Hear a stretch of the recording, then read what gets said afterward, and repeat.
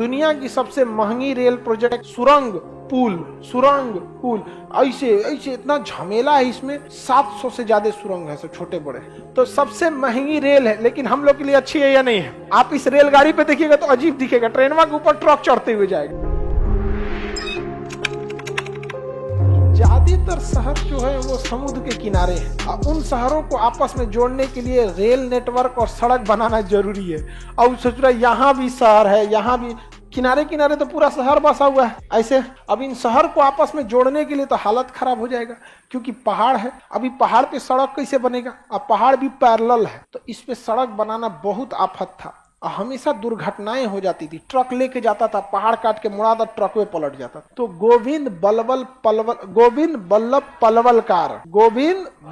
पलवलकार ने rail network का designing किया, जिसका नाम रखा गया कोंकण रेल। दुनिया की सबसे महंगी रेल प्रोजेक्ट है कोंकण रेल, क्योंकि एगो पहाड़ आ रहा है तो उसको सुरंग काट के निकाला जा रहा था, हचाक से गहिरा हो गया तो वहां पुल बनाना पड़ रहा है।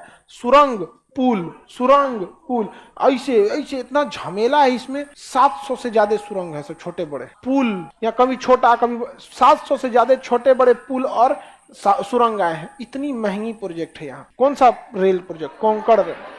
कोंकण रेल को जब बनाया गया तो इसमें लोग से ज्यादा यहाँ पे ओपन वैगन जाती है। एक गाड़ी होती है ट्रेन की, खुली होती है ऐसे पटरी, बस चक्का होता है इसे। अब इस पे क्या होता है ना, इस पे 10,000 15,000 का आप टिकट कटा लीजिए और अपना ट्रक लाइए, इसके ऊपर चढ़ा लीजिए, हो गया। मैं निकला गड्डी लेके, हो गया। कोई दूसरा आया, वो इस पे चढ़ा लिया अपना, हो गया। और उसी में अपना बैठा है, चल रहा है ट्रेन चल गई किस पे? कोंकण रेलवे पे। अब बताइए प्रदूषण बचा कि नहीं बचा? उससे ज्यादा ये समझिए कि हमें डीजल पेट्रोल बाहर से खरीदना पड़ता है। ट्रेन में एक गो इंजन चल रहा है, अरे इसमें कम मान के चलिए एगो ट्रेन जो होता है 80 बोगी लेके खींच देता है, मालगाड़ी की 80। तो 80 गो ट्रक इतना तो नहीं है ना पिएगा, और भी इलेक्ट्रिसिटी लगा दीजिए तो और कम हो जाएगा। उतना ट्रैफिक कम हो गया, सड़कों से दुर्घटनाएं कम हुई, फ्यूल बचा। नहीं तो फिर भारत सरकार जाते हैं, मोदी जी जाते हैं कभी पर्यावरण सम्मेलन में तो 4 को सुना देता है सब, आपके यहाँ तो इतना प्रदूषण है, क्या कर रहे हैं आप? भाई प्रदूषण रोकने के लिए पैसा चाहिए होता है, क्योंकि टेक्नोलॉजी पर जितनी कम पैसा लगाएंगे प्रदूषण करेगा, ज्यादा टेक्नोलॉजी लगाइए प्रदूषण कम करेगा। महंगी गाड़ी खरीदे, टेम्पू खरीदिएगा, प्रदूषण होगा। खरीद लीजिए एक बार रोल्स रॉय, मर्सिडीज, सब चीज, ये सब ज्यादा ये सब चीजों में नहीं जाइए। अमीर लोग अपने आप को बहुत एक ब्रांड सेट करते हैं कि हम इसमें चलते हैं। समझ में आ गया कि नहीं आ गया? ऐसा अपने किरदार में इज्जत रखिए कि ऑटो से भी उतरिए तो उतना ही इज्जत। समझ में आ गया कि नहीं आ गया?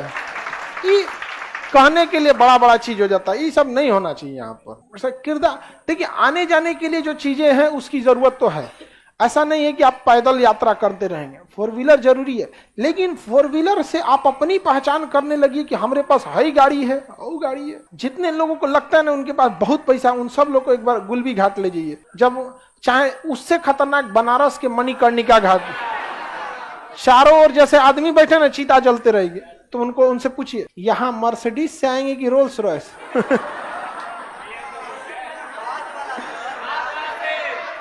यहाँ एक के वैरायटी मिलेगा बांस वाला।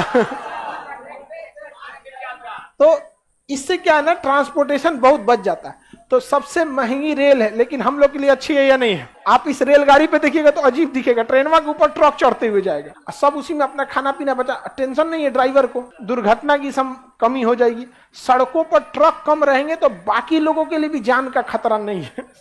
बहुत खतरनाक होता है तो ट्रक वाला मारता है, आदमी को तो फोचका की तरह फोड़ देता है, गुपचुप की तरह जा।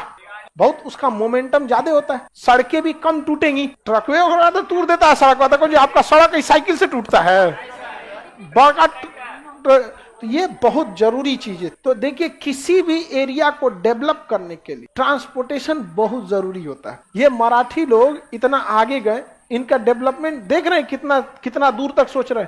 रास्ता में पहाड़ आया तो तूर तार के रद्द कर दिया, नहीं कर दिया, पूरा बेहतरीन है। अब बिहार सरकार में क्या है कि पैसे की भी कमी है। हम लोग इंडस्ट्रियलाइजेशन नहीं है जिसमें ज्यादा टैक्स, मजदूरी में टैक्स नहीं है, खेती में टैक्स नहीं है, तो फिर टैक्स आएगा कहां से? टैक्स नहीं आ पाएगा, इसलिए डेवलपमेंट भी नहीं हो पाएगा। अब यहाँ अंबानी है, अडानी है, टाटा है, बाप रे बाप, बड़का कंपनी है, करोड़ों टैक्स दे रहे हैं, सब रोजगार आप अलग से भर दे रहे हैं सब। तो यहाँ पे थोड़ी संभावना बाकी राज्यों की तुलना में ज्यादा है विकास की।